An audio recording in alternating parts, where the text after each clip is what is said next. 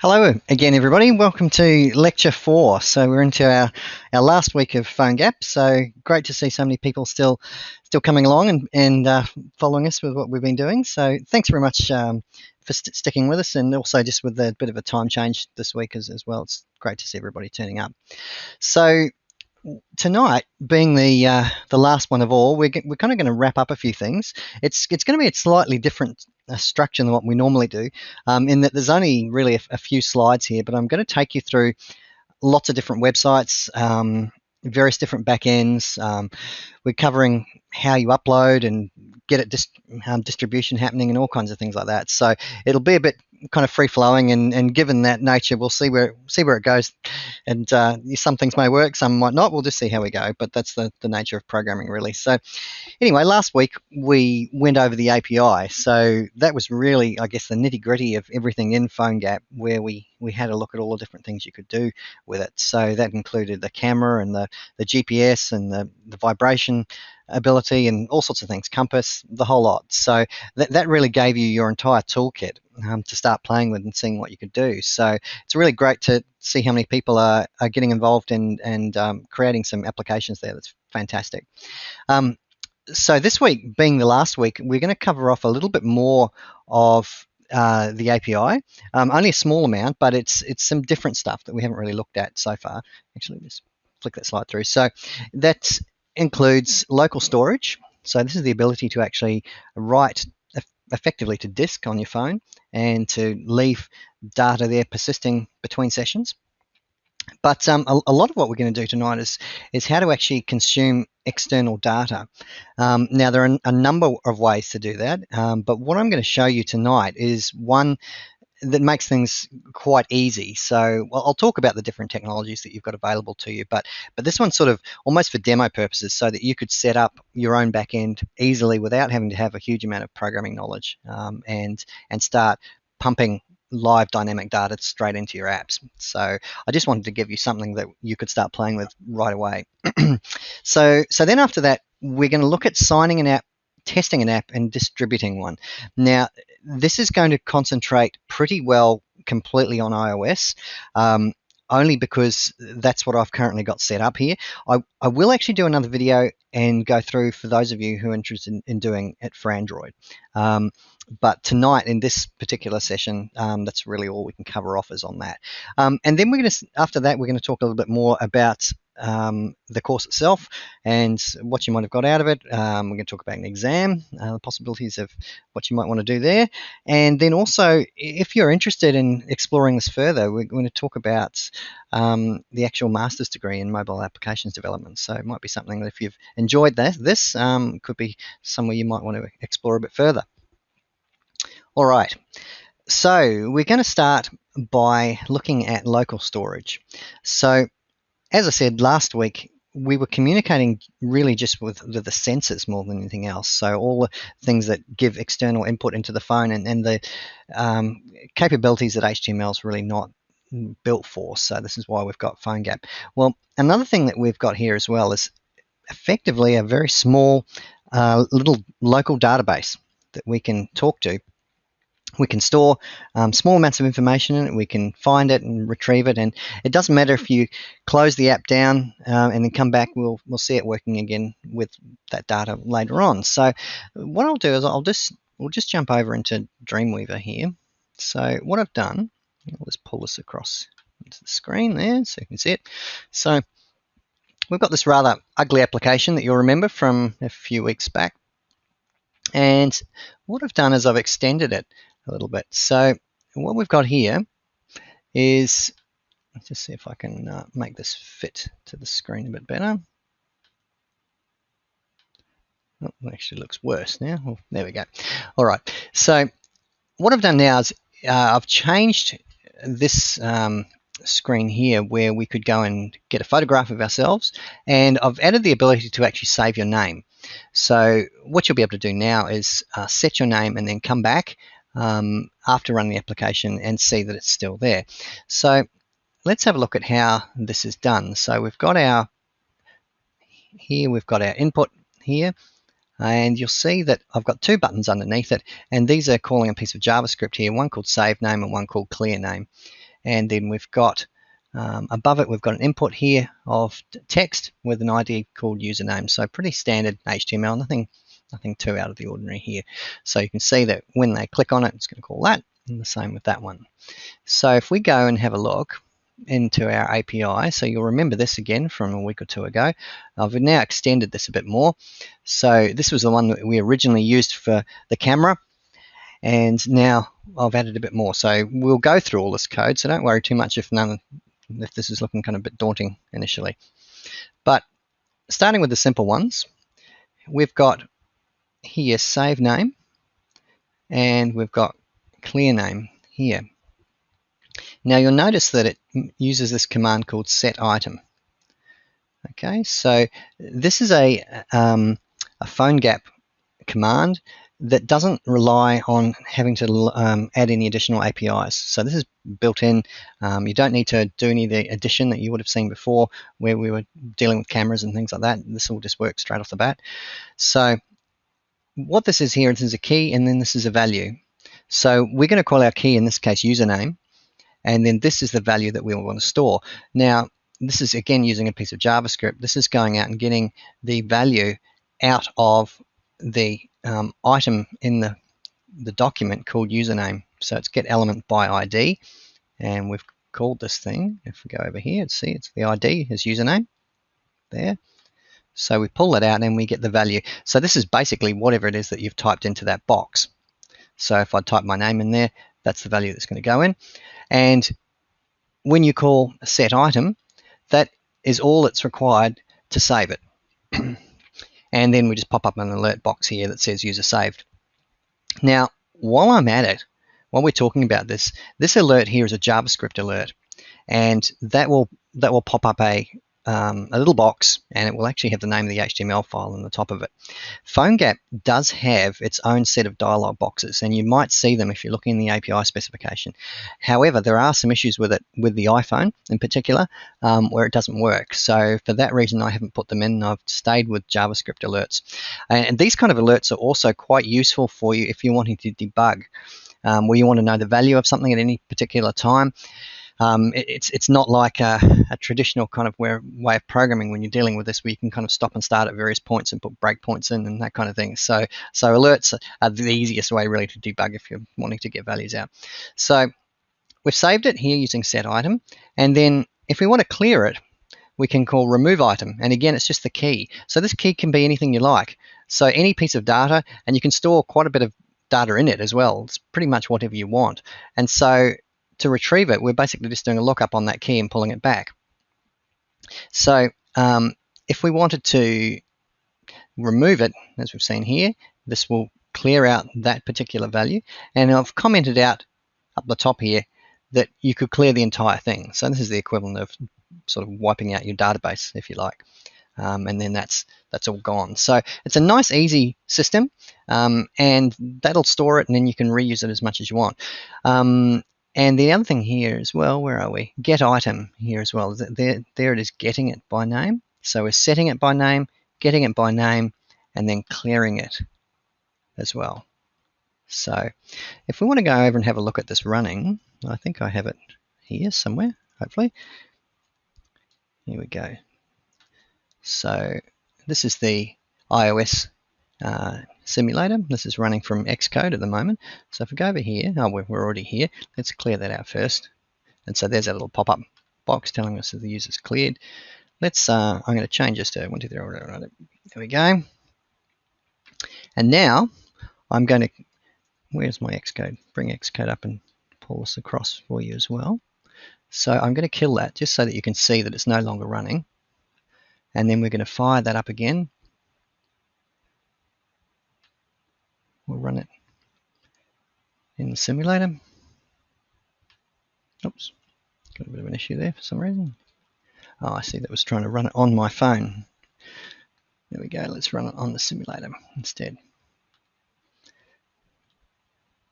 Okay, so it's running, and if we come over to our account here, we should see, which we actually didn't. Let's just do that one more time. See, this is what This is what happens when you do things live. They always work before in the demo, and then they never work in. You go back to do it. So let's have a look, see if it's going to work. There we go. So, and now it's pulled back, and we could clear it as well. So that's running basically between sessions. So this application is completely dead. It's even though it's installed on the phone there, it's not running. But yet when we fire it up, we'll bring that value back. So nice and easy to do, and it's really quite powerful. And the key there really is that you can look up anything by name, so or by key, which is quite useful. All right, so as you see, key value pairs and read, write, and clear. And there's really not much more to it than that. And how you use it then is completely up to you. You can store HTML in it, you can store data in it, you can do whatever you like with it.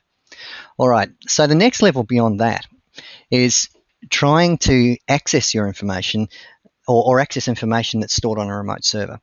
Now, you'll remember that I said to you that if you try and upload something to the store that references an external site, that Apple won't like it very much.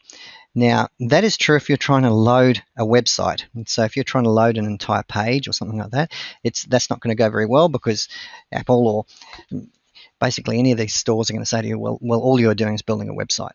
But it may be that you need to actually retrieve dynamic information. So what we, in this case, do is instead of pulling down an entire piece of HTML, we're going to bring down only the data. So this has a lot of advantages. For one, the amount of data coming down is much, much smaller, because we're not pulling down all the page and the display content as well, so it's going to be much faster. And then we can manipulate that data much more easily as well. So it comes over in a structured format, and then we can perhaps store it like we saw. We can store it into local storage if we want to do that, or we can put it into memory. You can put it into an array or something like that. Lots of different ideas of what you can do once you've got that data. But effectively, you load it all into memory, and then you deal with it there. So I've built some examples of how we can make use of that tonight, and we'll have a look at that. Now, the good thing is that when we're doing this, we can actually test this in a browser, and it will run. So we'll be able to see this actually working. So as it says here in this point here, it's not specifically PhoneGap. So this is something really that's common to most modern web-based systems, and you might hear various different acronyms that are associated with this. JSON is a common one. Basically what we're talking about is a structured way of presenting data. So XML is another one. It goes on, there's quite a few. But basically what we're doing is just bringing across data in a small, compact format that we can then manipulate and talking backwards and forwards to that server, so it makes it nice and quick. So today, the one that I've chosen for us to have a look at is something called parse. So what I wanted to do was to provide you with a way that you could create a server-based database and load lots of different pieces of information into it and bring it down into your app very quickly, and then start working around with it. So this is actually something that's reasonably sophisticated, because normally to build this sort of system at the back end would require you to at least know PHP and MySQL, or going beyond that, perhaps .NET and SQL Server, or it's something along those sort of lines.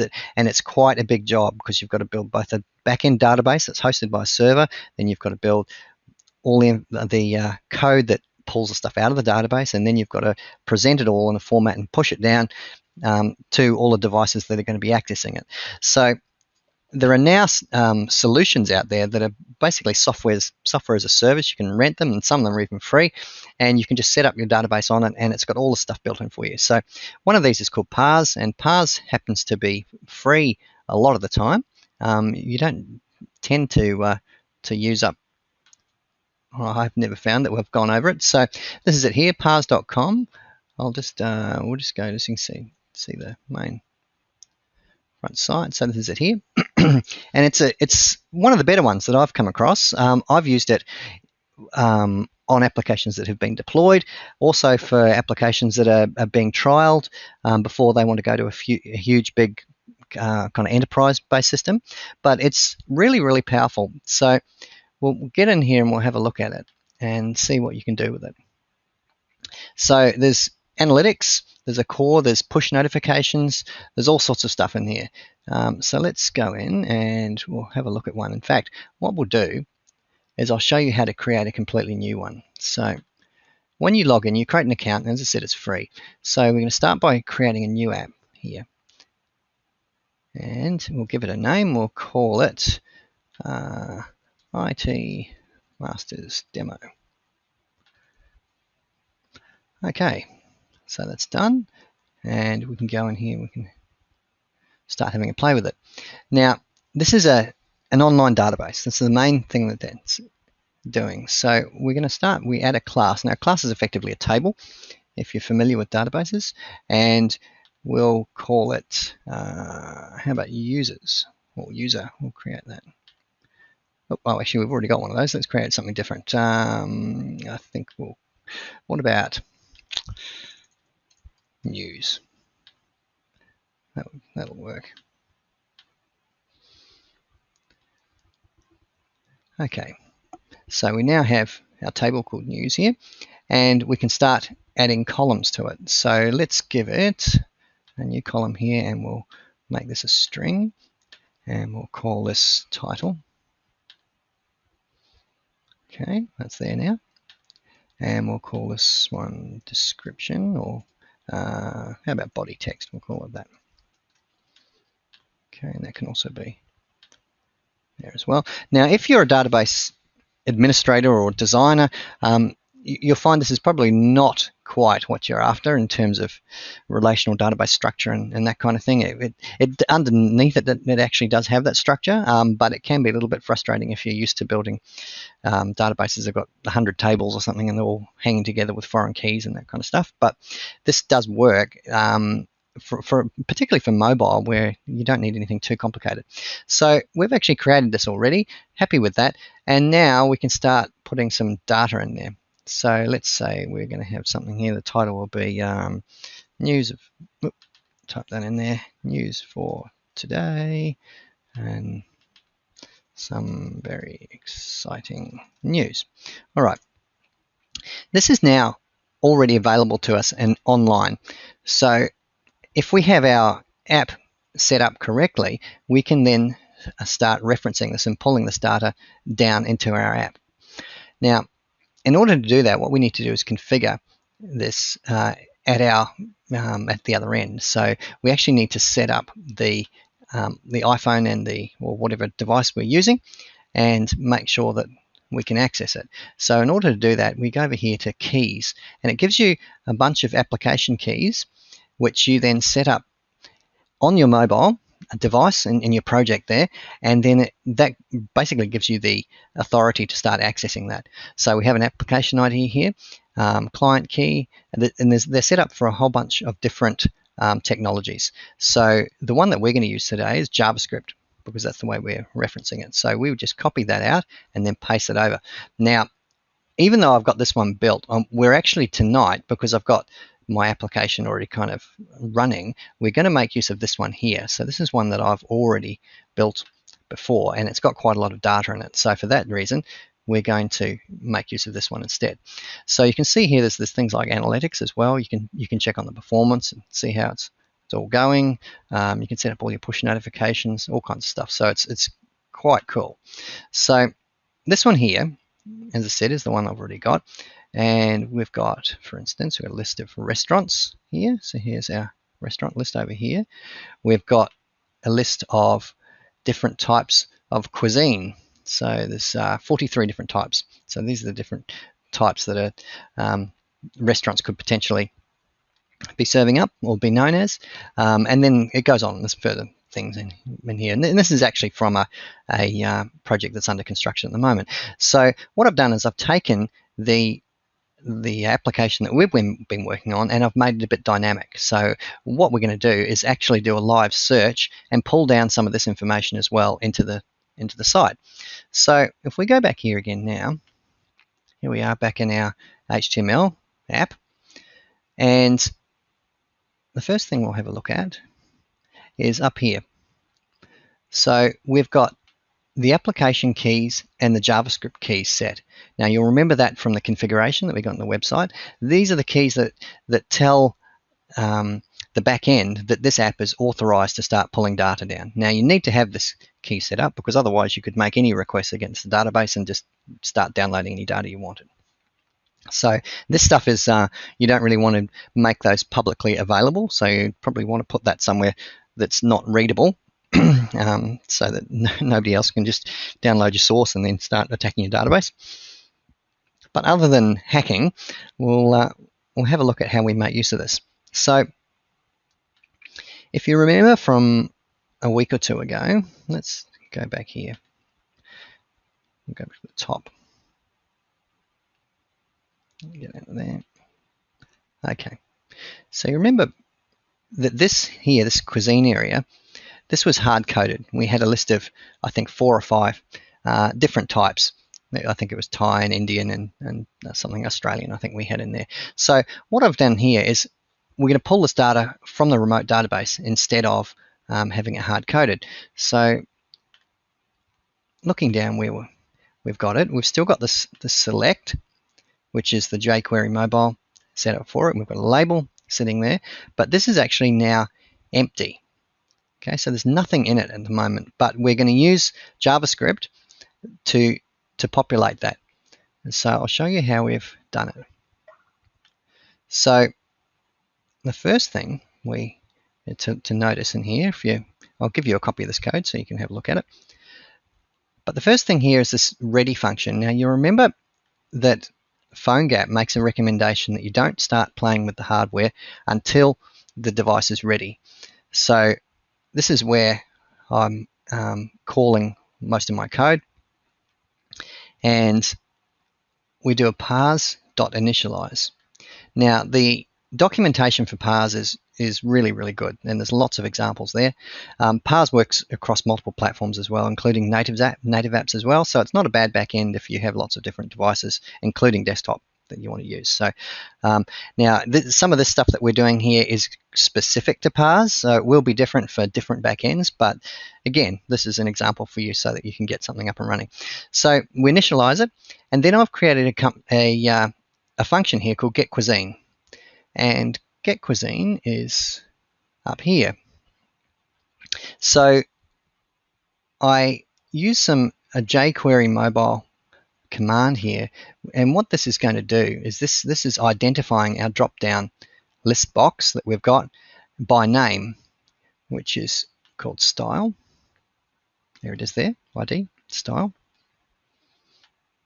And then what we're going to do is once the device is ready, we're actually going to replace that empty space with the information that we've pulled down from the network.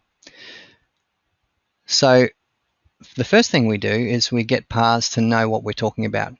So we want parse to know that we're actually going to be dealing with the cuisine table, and that's the name of it. So you can see there's cuisine. So this is the one that it's going to work with. And then we're going to create a new query.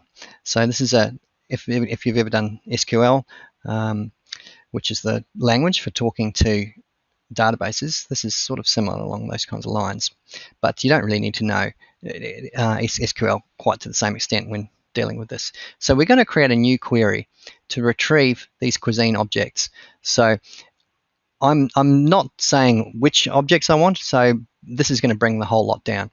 And at the same time, we're also going to sort them so that they're going to come out in alphabetical order. So we set this up, we create a new query, we tell them the order that's going to be coming down, and then we tell it to go off and find it. And once it does that, it's going to return with either a success or a failure, depending on how well it went. If it's successful, we're going to execute this part here. If it's a failure, then we're going to pop up an alert and say that we've had no luck communicating with the back end. So whenever you do anything, particularly with talking to servers and remote machines, always make sure that you've got a fallback in case that it doesn't work. So you never know where a person's going to be, whether they're going to be out of range or whether they've got a flight mode or something. And particularly remembering that our apps now are not relying on servers, so the app's going to come up no matter what, because it's all stored locally. So we need to make sure that anything that we're pulling out from external is going to fail gracefully. So we bring back everything that's come back from the database. It's going to be in this thing called results. So this is the success routine here. And then we just have a loop that goes around, and this is going to basically iterate through every single result item that's come back. And we're going to store each of these objects. So this is actually a table record that's coming back. So just to give you an idea, let's go back and have a look and see what it's bringing back. Each time around this loop, we're actually getting this entire record here. Okay, so it's everything. It's not just this down here, but we're interested in description. Okay, so it's bringing back however many that there are here. It's 43 records. We bring back the whole lot, and we're just going to be interested in this description. So we put the record into a variable called styles, and results is going to hold the current record. We're looping through all the records. So results I is the current record. Styles now becomes that record, and then we get the description component of it. All right. And now in this case, I'm actually storing it into something called cuisine list. Now, cuisine list is a global variable just in case I wanted to access it anywhere else. Another thing that you want to do as well is if you can optimize your queries so that you're not constantly hitting the database, it's a much better way of working. So in the case that you're dealing with data that doesn't change very much, which in this case, our cuisine list has got 40 items in it, it's unlikely that there are going to be new different styles of restaurants popping up more than every sort of 5 or 10 minutes. This is something that's going to stay fairly constant. So we really only need to get it once. So get cuisine is called at the beginning when the application's ready, but we don't need to call it again after that. And we don't really want to be going off making hits out to the database, because that's also, if people are on cellular as well, that's expensive. So we want to retain it. So we keep that so that our cuisine list will hold this information, so we don't need to go back out and get it again. But now what we do is we append to dropdown. So dropdown is here, if you remember that, and we just fill it out with all the information. So we're basically creating HTML here. We're writing HTML with these dynamic values. So let's have a look. Now, as I said, this should run. Where are we? Just got to find out where it was.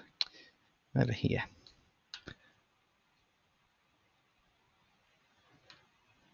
Okay. Now, this actually should run within Dreamweaver. Let's have a look. See if it's going to work for us. Otherwise, we might not. Might actually have to pop it up in the browser.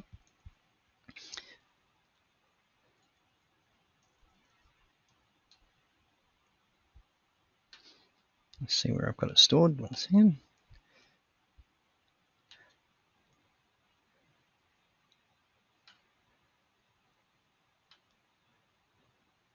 Here we go. Let's load this up. Here we go. So we're going to run this in the browser now. And there we go. So there's all the data. So you can see this is exactly represents what's come from the database, and it's been dynamically loaded. Okay, now we could do the same thing and run this in iOS. So I have it running already. Now, one thing I should say as well is that parse is a little bit odd to work with, and you might find that you've got some issues when you're doing testing. I'll show you what happens under iOS at the moment. You might have spotted it before. iOS actually runs perfectly when you attach it to a phone, but when you run it in the simulator, it has trouble connecting to the server. So you'll see this error when getting food list. So it's actually not retrieving it under iOS. However, if I connect that directly into my phone, there's no problem with it, and it brings it back. Under Android, though, it works perfectly. So we'll bring in the Android one over here. Convince this to wake up. It's gone to sleep on me here. We'll just have to rebuild that, I think.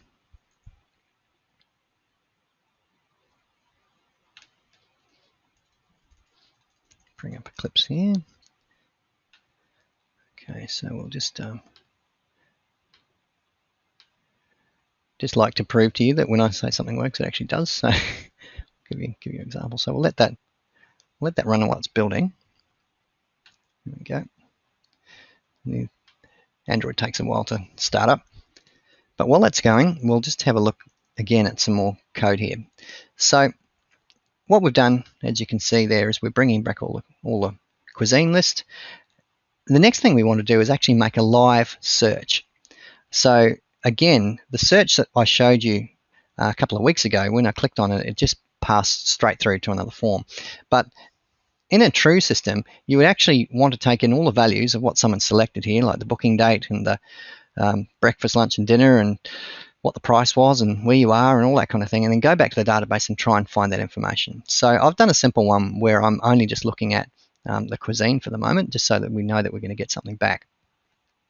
So what we do is we go back to our search here. Find it where here's our search button down the bottom, if you can see this here. And the on-click command is going to call a do search. And do search is a JavaScript function over here. And so what we're going to do here is, first of all, find out what the value is that we're looking for. So what we're trying to achieve here is to find a list of all the restaurants that have a particular style of cuisine. So we're going to go and get that value from the style, which has been pre-populated already. And then we're going to call a function called getRestaurants. Now, to do it properly, we probably should have the search cuisine as a parameter of getRestaurants. But I'm not saying this is the most amazing code in the world, but it kind of works, so we'll go with that. So over here is getRestaurants. Again, very similar. So before we returned everything, in this case, we're not going to return all the entire list. We just want a subset. So again, we tell them that we're interested this time in the restaurant table. So let's have a look. We'll go back to parse, and we'll have a look at the restaurant table. So we looked at the cuisine one there before. So we've got, okay, here's a list of restaurants. So we haven't got that many, but you can see these are all the tables. You can see the various types of cuisine. They're not all set up, and it's got address and things like that. So a pretty basic sort of table. So this is the information that we're going to pull back, but we're going to filter it based on what kind of cuisine they offer. All right, so this time we say we're going to do a new query. It's going to be, we're interested in these restaurant objects, but this time we say where the query is equal to search cuisine. Okay, so we know what search cuisine is already. We pre-populated that, and in this case we have an item there in the table called cuisine 1. Now this is, I've got to say, this is terribly badly structured database. So if there's anyone there who's knows databases will be pulling their hair out when they look at this in a moment. But anyway, so we bring this back, and so what this is going to do is it's going to look at all restaurants that are there and then filter them according to whatever the selected value was there for search cuisine. And then it's going to do a find. So very similar to what we did up here. It's going to, and then we're going to go around it. And this time we're going to return a list with the name of the restaurant, the suburb, and the cuisine that it serves. So we'll bring that up and we'll see how that goes. And we'll do it in the browser because, again, remember, this is not PhoneGap at this point. So we can test this completely in a browser. I mean, even though it looks a bit ugly, it's not going to look like what it's going to look like directly on the phone, but we can play around with the data, which is the important thing. So let's see if we have, we'll start with something I know there isn't any of. So I don't think there's any British ones there. Let's go search. Comes back with nothing. Okay, let's try modern Australian. I saw that there. And there we go. There's our result. And you can tell that that's actually pretty quick.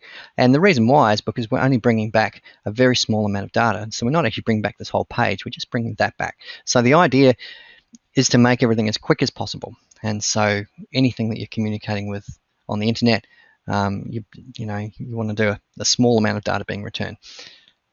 And so that's also why when we return that cuisine list, we do that right at the very beginning when the app's being set up, because that is quite a lot of data that's coming back, and so we don't want to be doing that all the time. But these searches are very small because they're filtered. So they're filtered before they hit us back here. So that you're not getting the entire list and then doing a subset on the phone. You're doing it at the server. All right, so what we've done here now is we've brought back a lot of data there, and then we've done a search based on that data and brought back further data. Now, we could also go further than this. We could do an update. We could save information against the database. We could perhaps transfer information out that we've saved locally and put it up on the remote server. So what we've got here is actually incredibly powerful. And so even though I've only really kind of just touched the surface, you should be able to get a good idea of what is possible here. Because now we've gone from being a dynamic, static website to being a dynamic, data-driven application. So very, very different. Okay, so that is most of what is there actually. So we've looked at Get Cuisine, we've looked at Get Restaurants, we've saved the name, we've set the form element, which that happens. I don't think I went through that, but that's when the application starts. We want to make sure that their name is sitting in the form there. We've cleared it. We've looked at the search, and then these ones here, taking the photo using the camera, was all stuff from a couple of weeks ago. So that's dynamic data. Now, as I said, there are a lot of other ways to do this. We could do it with Ajax, and we could do REST APIs. There are a lot of different ways that we could tackle it, but this way is quite easy. It's recommended by Adobe as well as the way to deal with data, and it's quite easy, and gets you quite a lot of bang for your buck. So I do recommend that if you want to have a play around, sign yourself up there with PARS. They won't charge you anything. I've got commercial applications running on it that run quite fine, and I've never been charged a cent for them because you've got to actually have a huge amount of data being transacted backwards and forwards before they charge you for it. So to build something like this, normally a back end is a lot of work, and you normally need a back end programmer to do it.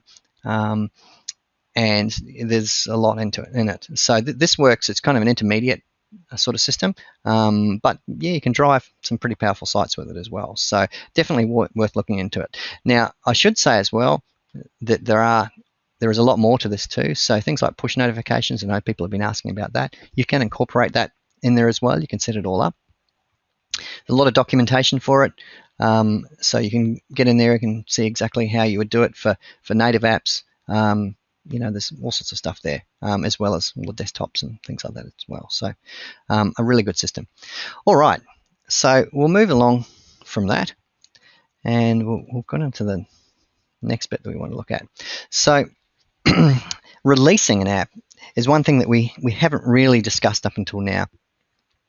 The reason being is that it can be quite complex, and it's different for different hardware devices, depending on which store that you're going to, whether you're going to go to the Google Play Store or if you're going to iOS.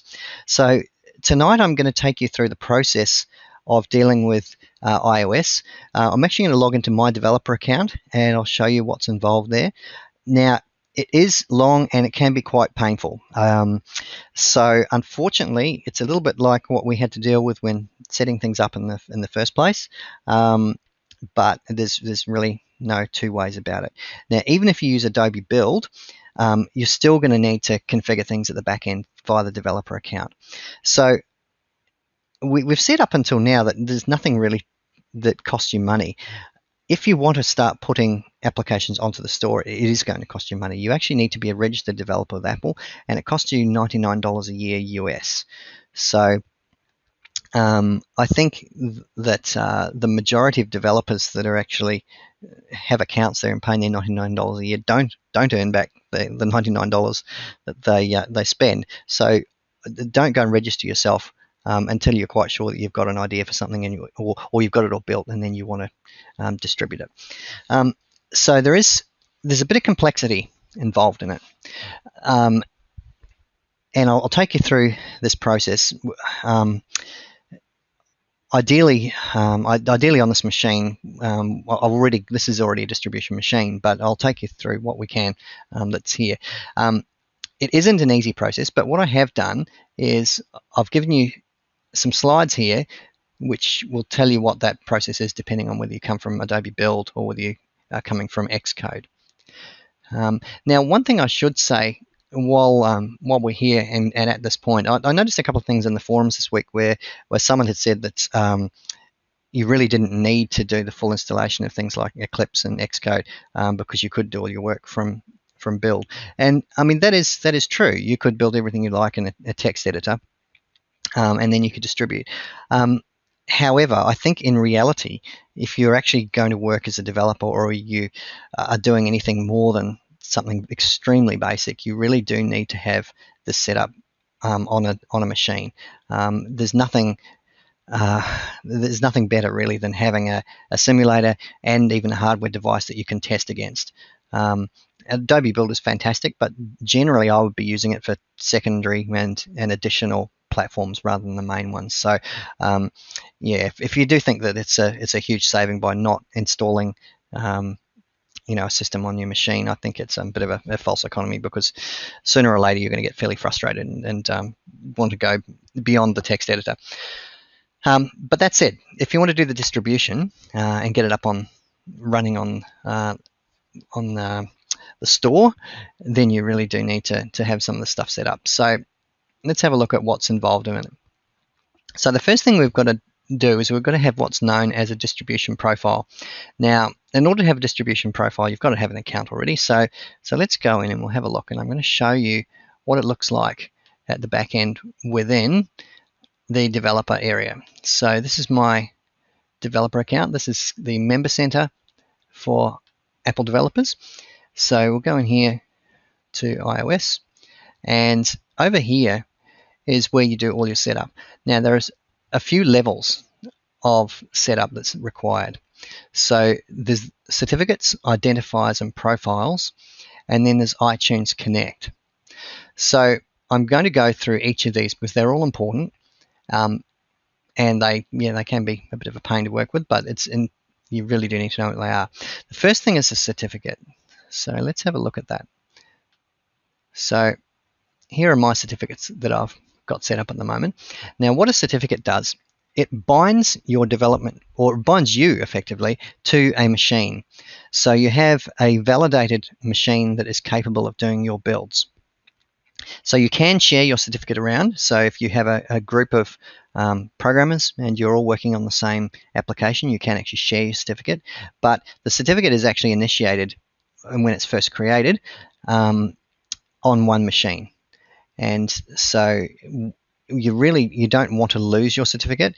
If you lose your development or distribution certificate, then you're in all sorts of problems, because it can even get to the extent where you can no longer update anything on the store if you've got commercial apps. So it's can be really quite serious. So don't delete it or erase it or lose it.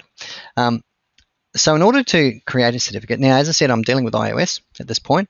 So if we're going to go and create one, we can have a number of different ones that we're going to work with. iOS app development is one we'd start with. Now, they will tell you how to do it. So to start this process, they're going to tell you that you need to go to something called keychain access. So keychain access is there. There we go. So this is an app that will be run on your Mac, and from this, it will ask you to go and use the certificate assistant to create to request a certificate from a certificate authority. So you click on that and put your email address in and your name and save it to disk. Okay, you don't want to email it. We'll give it doesn't matter what it is. Actually, just leave it like that for the moment. Okay, now this creates a certificate request. Once that's done, so that contains the details of your machine, and it's all encrypted and everything, and then it's going to be added up here. So once we've done that, and so you can see here, it tells you what to do. So then we upload it. So I'm going to choose it from wherever it is on my desktop, I think. Here we go, signing request. And this will then bind my machine against Apple's setup, and will then provide me with a a certificate that I can use. So I uploaded the certificate request. They use that with all the details on my machine, and then I can download that. And so download that to my machine. That pops up in my downloads. Let's bring that over so you can see it. And then you double click on that. That will fire up somewhere, wherever it's gone. I've got two monitors here, so it's going all over the place. It's gone to my keychain access, I think. Because at this point I actually have quite a few certificates on my machine already, so it's a little bit different from my machine. As I said, this is a pre-configured one.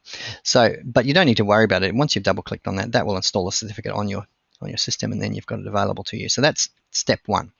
Everything that you then do from that point then binds to that certificate that you've got. So you can see this is the hierarchy over here of apps. So we've done the certificate part of it, and you can see that you have certificates for both development and production as well. So this can be the first thing that's easy to get wrong, is if you bind your application that you're creating to the wrong certificate when you're trying to do a production one and you're in development or something. Okay, so the first thing we do here is we create an app ID. So this will be the app that is the name that is going to be associated with your app. So you can see I've got a few here from various jobs that I've done. We create a new one and we register an app ID for it. And so we might call it, let's see, we'll call this IT Masters Demo. Okay. And then it's a reverse domain name. Yeah, which is a bit strange, but I have this as my company. It's set up when I set up the development account, so that's how I know that already. And .IT Masters Demo. You can also use a wildcard here if you need to as well, but I'll create an explicit one for the moment. And then you say what your app is going to do.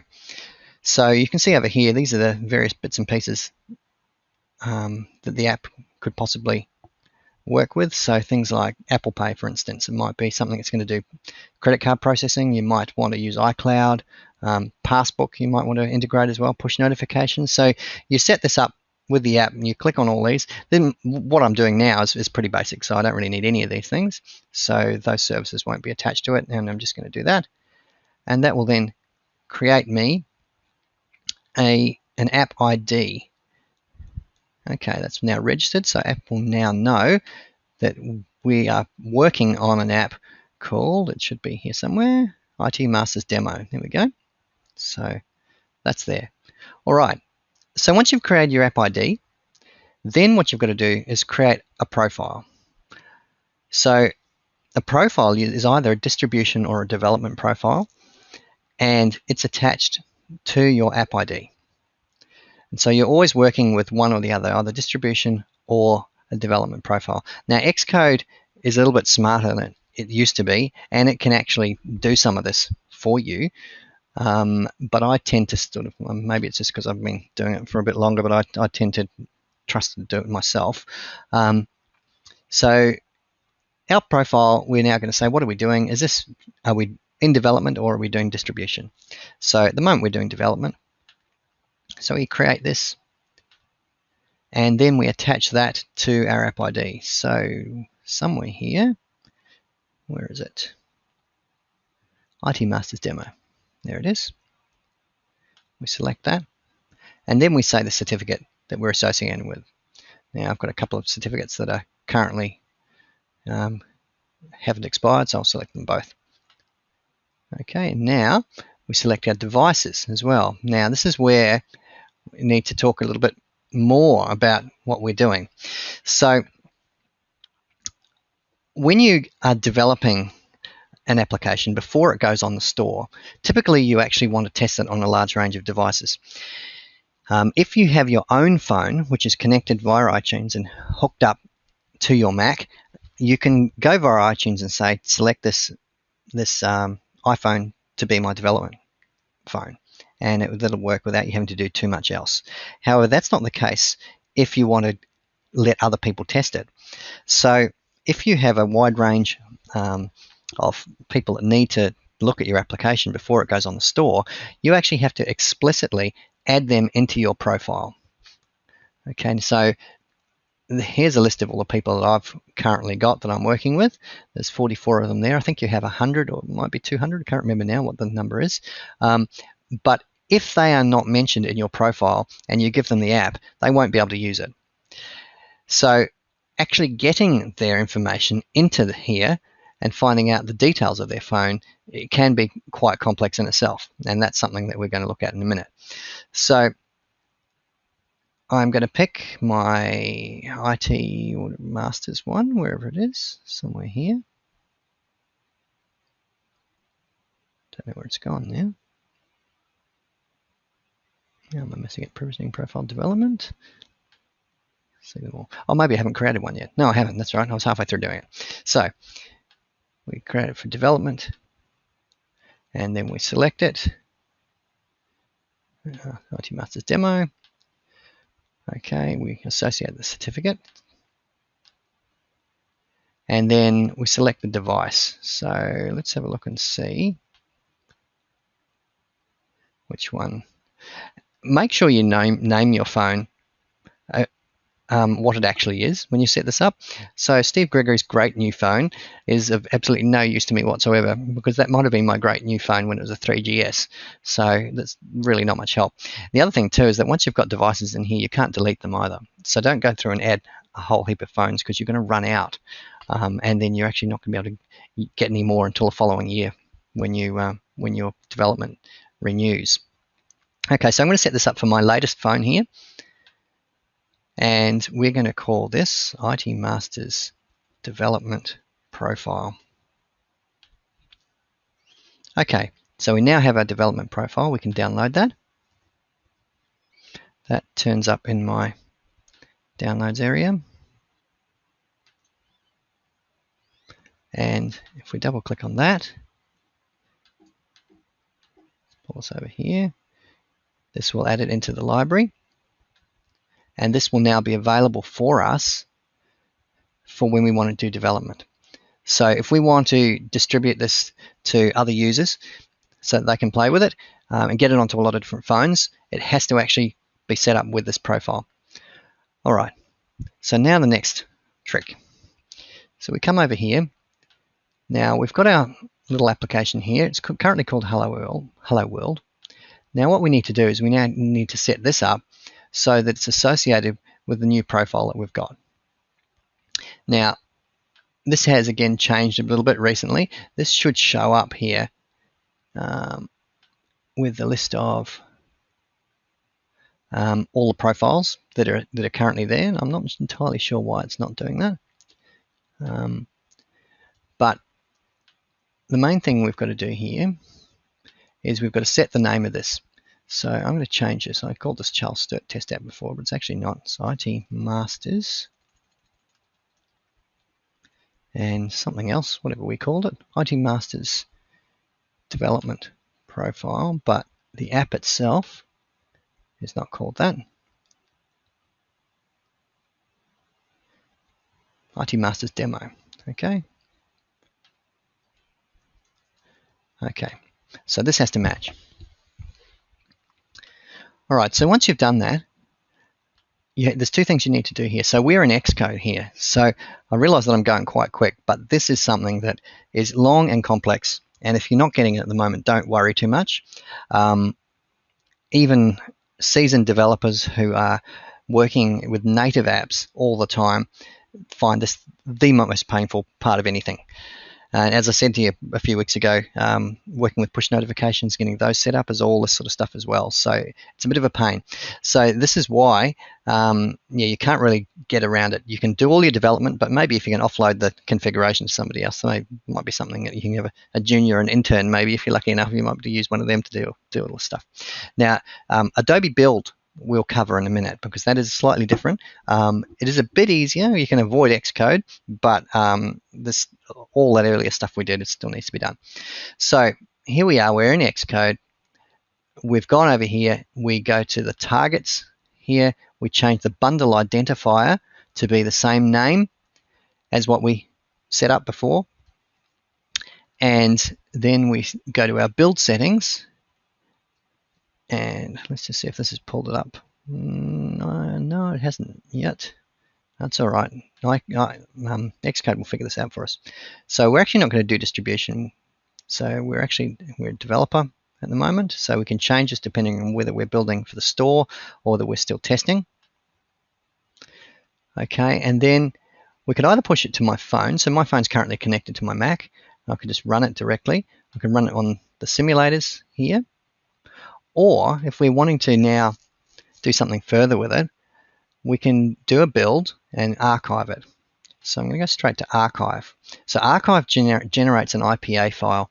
And an IPA file is what you upload to the store. So you can see now it's wanting to use my key. So I can say, yep, use that. That'd be great. Thank you. And then over here, it now turns up in the archives. So here's a few other apps that have been created on here. This is our Hello World app. And we're now on the next stage. We've got it built. We've linked it with the profile. We can see this is the identifier there, and it's actually picked up our distribution profile. It's been clever enough to do that, even though in Xcode we didn't explicitly say that. We just said that it was a developer account. So what we're going to want to do now is try and validate this. Now, I'm going to do this one here, which is actually, yeah, no, I'm going to change this, because what we're doing right now is we've built it for development, for doing testing, but what we really want to do now is actually try and get this running on the store. So in order to do that, I actually need to have a distribution profile in addition to my developer profile. So we normally need both. So just in the interest of completeness sake, I'm going to go back here and I'm going to create another one. I'm going to create a distribution profile. A distribution profile is used for when you put it on the store. So we use the same app ID. We don't need a new app ID. IT Masters Demo. There we go. Go through the same process again. Select the certificate. Even though it's a, let's select the whole lot. Why not? All right. And this is, we're going to call this profile IT Masters Distribution Profile.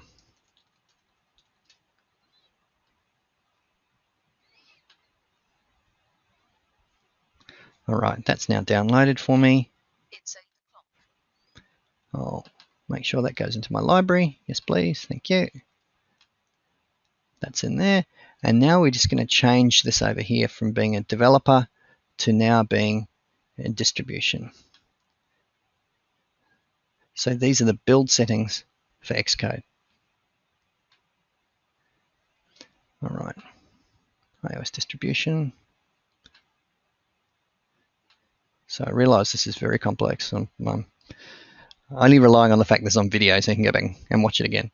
All right, now the provisioning profiles you can see here, this is where I was looking for it before. It'll be smart enough to pick it up, or we'll see them here. So we've actually created one here. If I can find it, IT Masters Distribution Profile, that's one we want. Xcode seems to change quite regularly with this sort of stuff. So if you've been familiar with one in the past, it changes in the next version, and things that used to be in one spot are now in another. All right, so we should all be set up correctly there between the project and the target. Should all be right, ideally. All right, we're going to go back and we're going to archive it. So this time we're set up for distribution. We're going to try and upload it to the store. Okay, so you always need both, one for testing, one for going to the store. Now, it's a two-part process to get it on the store once you get to this point. We've already built it. It's assigned with the correct certificate. We can now want to validate it. So it's going to go and it's going to log into my account for me, and it's going to try and find out details about this app so it can upload it to the store. So this should actually come back with an error. We'll give it a second just to do its thing. Well, it has a good think about it. So what it's currently doing, there we go, that's good. So it's actually said that there is no provisioning profile matching the bundle identifier, Gregory, IT Masters. Now, the reason why, even though we're currently built with this, is that there is a whole nother step in this process that you need to know about.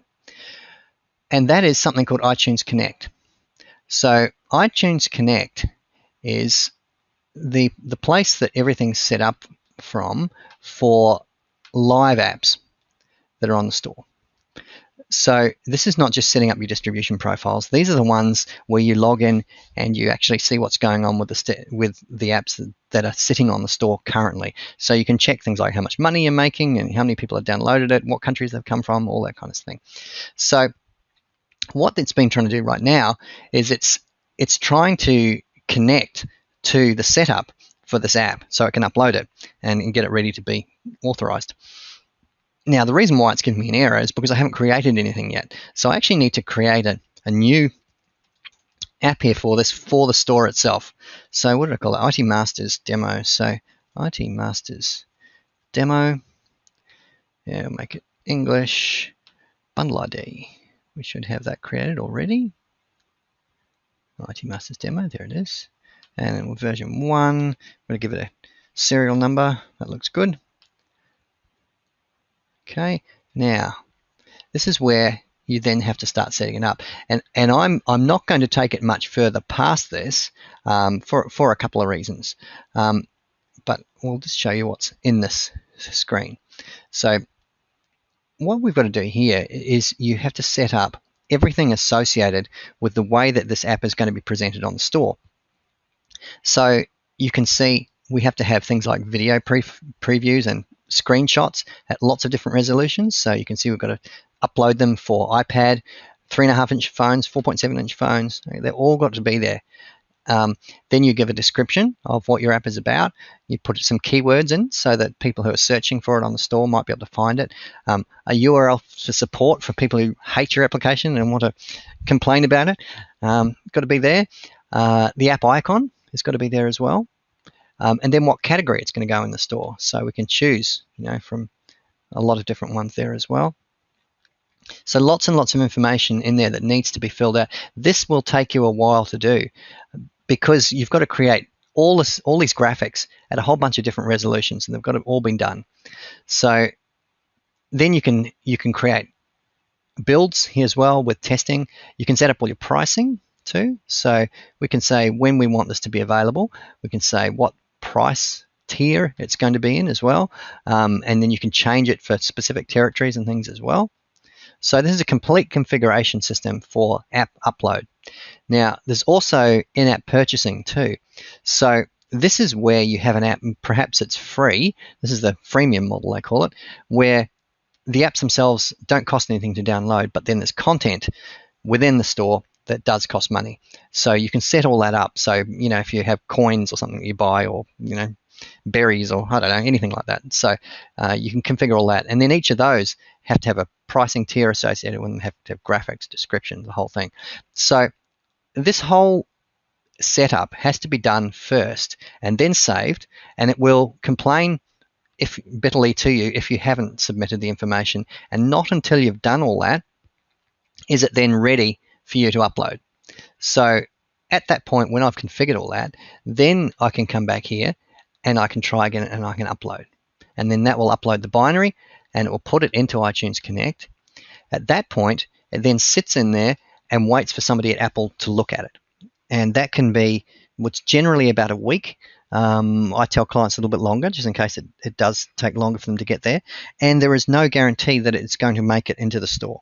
So you need to make sure that you're familiar with all the terms and conditions of Apple's UI guidelines, which are kind of probably outside a little bit of what we're talking about tonight. But as long as it looks like an app and we've followed along fairly well with what we've done so far, I think we're okay at this point. But I've had apps rejected before, and to a certain extent, it can depend a little bit on the person you get on the day. So it's not as consistent as you might think. So that's the entire process. So after about 7 days, Apple will let you know, or you can actually put an app on your phone, and it will send you a push notification when it goes live or when it's being reviewed. So that's most of the process that's involved to get it on the store. Now, there is one other component that I haven't talked about at this point. So we went straight to distribution without testing. Now you remember I'd created a development certificate, a development profile first of all, and then we switched and we did a distribution one so I could show you how iTunes Connect worked. Well, what we also have is when you're in testing and you want to get it onto other people's machines, and I mentioned that you need to have the details of those phones in order to be able to send out builds to them. So the process of getting your app onto somebody else's phone before it's in the store can be quite painful. Now, fortunately, there is a website that helps with this. It's called TestFlight, and Apple have just bought this. And so they're in the process of incorporating this whole system into Xcode. So I'm expecting sometime soon we're going to hear about it and how it all works. But TestFlight is really, really good because what it does is it takes a lot of the pain out of trying to get test builds out to people that might be wanting to play with your app. So what you can do, I'm just going to show you quickly how this works. So I'll log in here as myself. You upload your build that you've got built. So we have an IPA file. Now, your IPA file, you remember, came out of when we did our first build. Now, let's go back. Let's take it back a step now, and we're going to go and do a build for development because that's what we're interested now in at this point.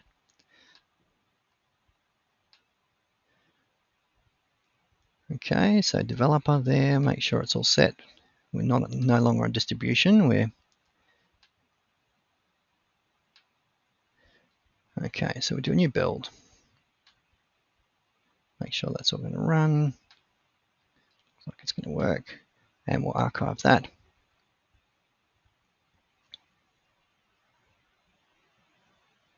All right, so we now have a IPA file, and here it is. It's an X archive at the moment. We actually want an IPA. I'll show you another way of doing this in a minute as well. Okay.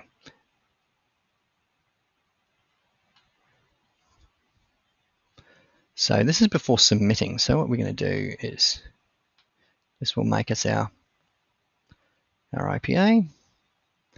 Still, for some reason, it's thinking it's a distribution. I may have to change that, but that's all right. We'll save that onto our desktop.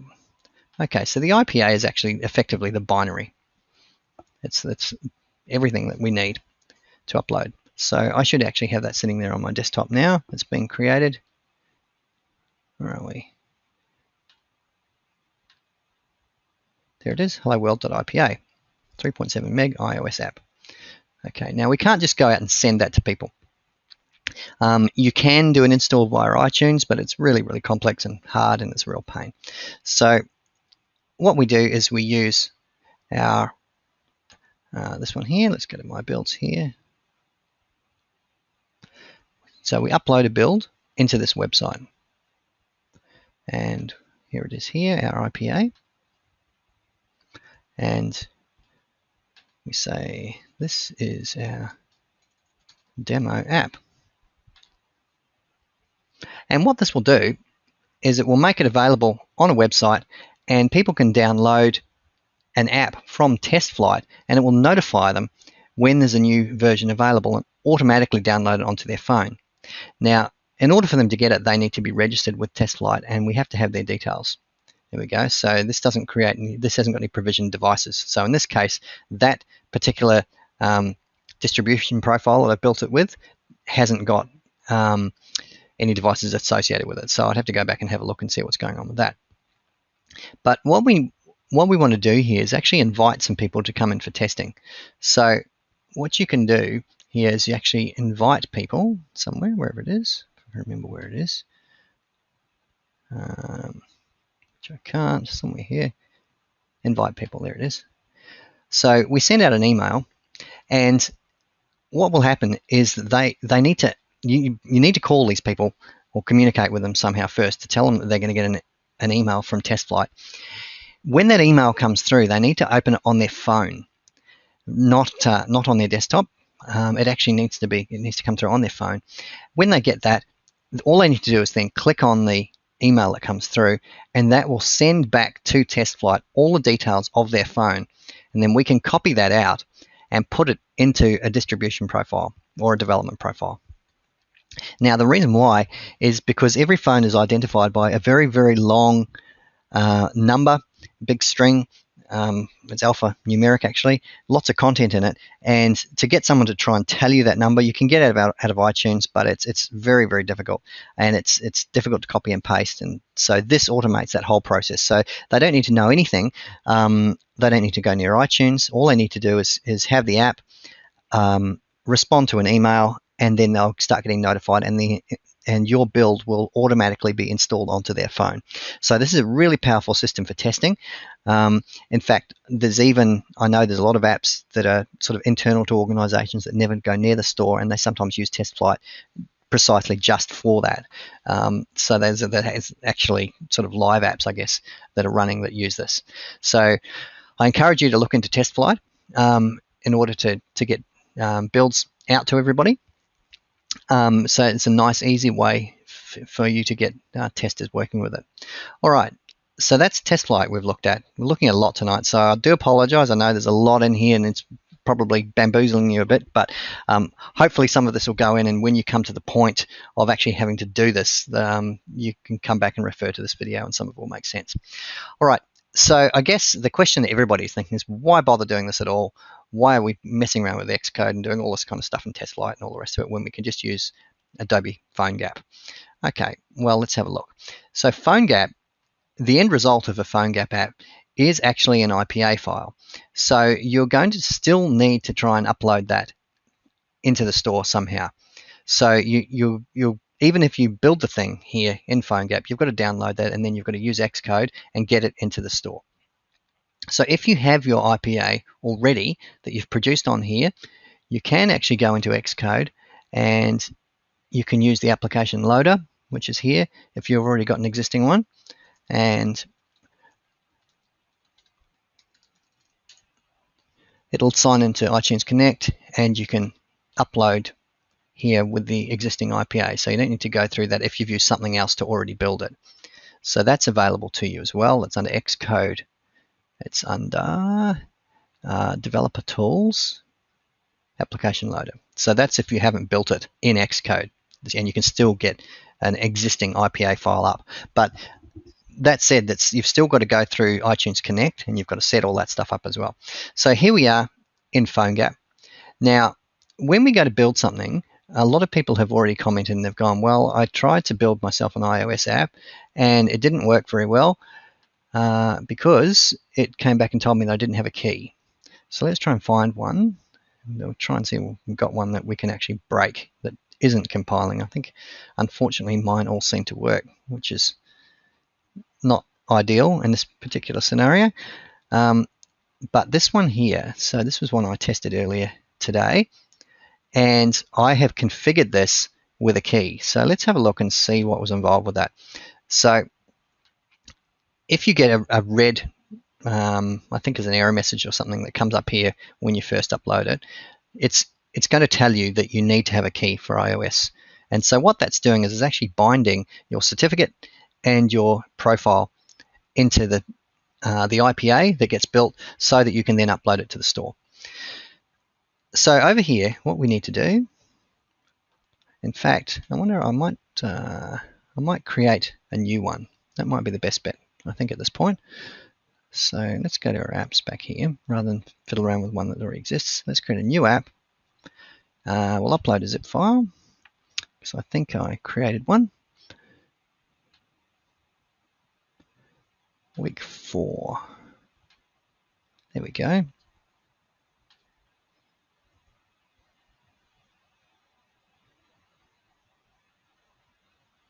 That's actually doing anything.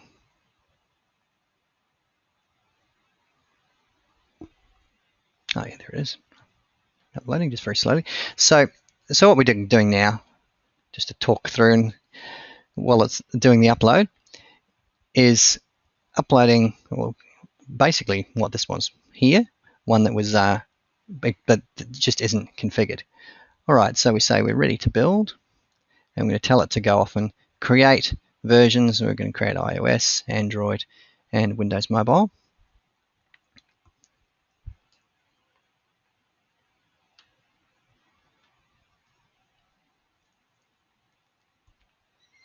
Give that a second while it goes.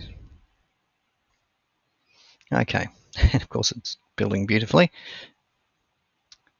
Okay, but what we've got down here, you see no key selected. So in order to get this onto the store, we actually have to have a key selected. So let's click on this and see what it says. So we need to add a key, and what it's going to ask for here are two things. So these should actually make sense to you now because we've dealt with them already. One is our certificate, which we've already created, and the other is the provisioning profile. So if we have our profile here, which now I've already downloaded this already, we've got an IT Masters distribution profile there, and we should also have a certificate. So I can export out the certificate that was created for me. So if I go to my keychain, which was here somewhere,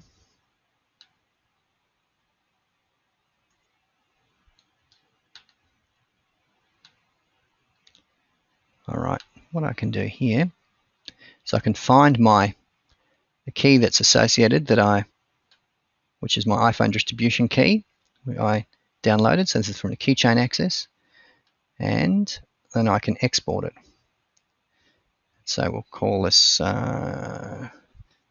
certificate export. Now, it wants a password.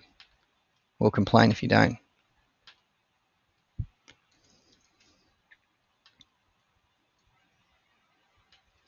Now, this certificate is quite important because it basically authorizes anyone to be your machine. So, yeah, you don't want to leave that lying around either. Okay, so we're going to upload this certificate now. If I can remember where I saved it, there it is. Okay.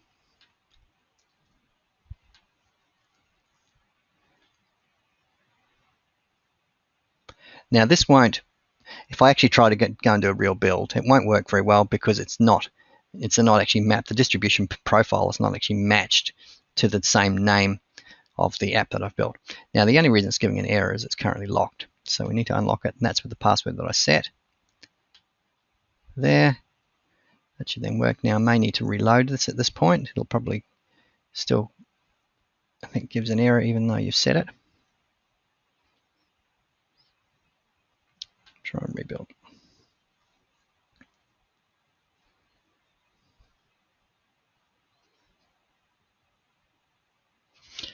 So even here, when using, well, I think the error in this case is related to, yes, there we go. So in this particular case, I haven't matched my profile to the name of this app. So if I had done that, then it would all work and we'd have no problem. So you've got to make sure that this provisioning profile is matching the actual name of this. So I'm not going to go through all that all again because it's exactly the process we've already done. So just make sure that's exactly the same. And then as soon as you've done that, then it will make available for you an IPA which you can download. And then as soon as you've got that downloaded, you've then got an IPA on your desktop, and you can go back in here into Xcode. You can then use the application loader that we saw before, and then you can upload it. But that does rely on having your iTunes Connect already set up. So you've got to go through that process first. All right. Well, I'm pretty sure that is everything that's involved. It's very complicated. It does take a long time to work with, and particularly when you're swapping between distribution profiles and development profiles as well. Now, the PhoneGap side of things, the development side of things, I do encourage you to work in that for a while first before you get into all this. Now, I've really only covered this for you for the sake of completeness, just so you know what's involved. There are lots and lots of resources on the internet of how to do it, and certainly if you get stuck, it's worth consulting them, and it will be something you get stuck with. The only reason I know it as well as I do is the fact that I've been stuck for ages and ages, sometimes days on some of the stuff. It just takes forever to get through, and then eventually, you become an expert at something you'd really rather not be an expert at. Okay, but that's the process, so you know it. Now, as I said, I'm not going to cover Android tonight, but I will do it to go through the same process of getting onto Google Play. Now, Google Play obviously is not quite as difficult to go through because there's not the I guess that extra level you've got where someone's sitting there and vetting everything that comes through, quite like what it is with Apple. But there is still a bit of a process you've got to set up with keys and all that kind of thing as well. So we'll cover that off as well.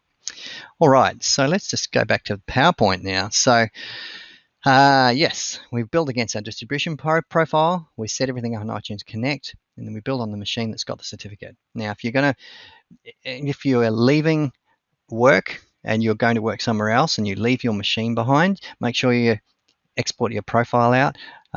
Or if you're swapping machines, if you have a home machine that you're working on and you've decided that you're going to upgrade to a new machine, what can happen is that all your code, even if you bring your code over from there, if you've got it in source control, if you've still got it built against the old certificate, you can have issues. So make sure you export your certificates out as well. All right, so we talked about certificates, profiles, application IDs, and device IDs. So I'm hoping that some of that's gone in. There's the process that we went through for Xcode. Okay, so and there is the process that we went through for Adobe Build. So it's all written there in case it was just a little bit too much to follow. All right, now we've done that. We've talked about TestFlight as well. We've talked about device IDs, so that you've got to go and get the device IDs of everybody who's going to test your application. You can't just chuck it out onto a whole bunch of phones, otherwise you'd be bypassing the store, and Apple want to make their cut of everything. Yes, it's worth knowing that Apple do make a cut of all income that comes in through the store. But the majority of apps that are released these days anyway are free, so it may not be an issue for you. Okay, so moving along, that's pretty much the content, other than anything that I've kind of mentioned that I'm going to do some additional stuff on. Now, we will have an exam for the subject, so if you've enjoyed it and then you want to sort of see how you went in it, you're quite welcome to sit the exam. It's going to be 40 multiple choice questions. It'll be 1 hour and you're allowed one go at it. So you can't keep coming back and resitting the exam over and over. There's going to be some sample questions up on the site. We'll make sure those are up for you fairly soon. And we're also allowing a little bit later, a little bit of extra time due to the fact that this lecture didn't run when it was initially. It was going to run on Wednesday, and it's obviously Sunday now, so you've got a bit more extra time for that.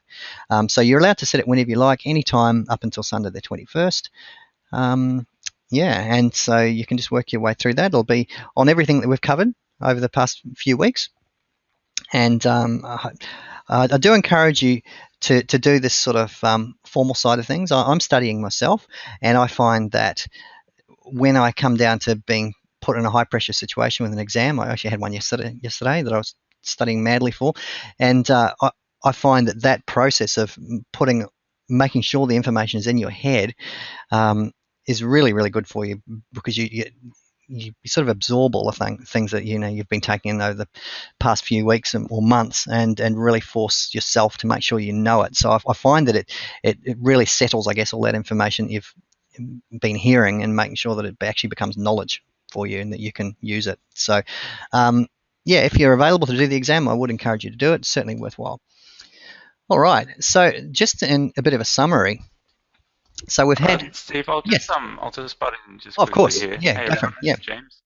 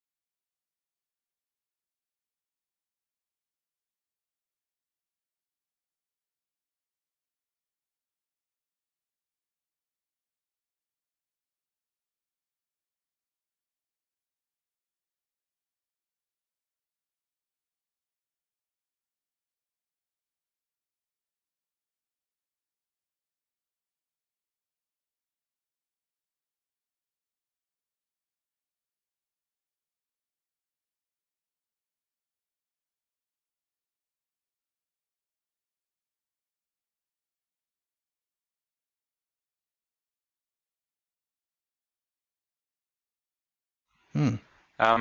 We had a couple of questions throughout the night, and Mm. a couple of them were about the exam Oh, okay, sure. itself. Yes. Just a couple of questions from Richard about tonight's session, Mm. specifically about the information about TestFlight, the information about pass, Mm. and the information specifically relating to distributing for iOS. Will that sort of thing be on the exam, or is it No, more no, it's a general phone very gap? good question. I'm glad someone asked that actually before you went out and madly tried to learn all this stuff. Yeah, no, the exam is going to cover PhoneGap only.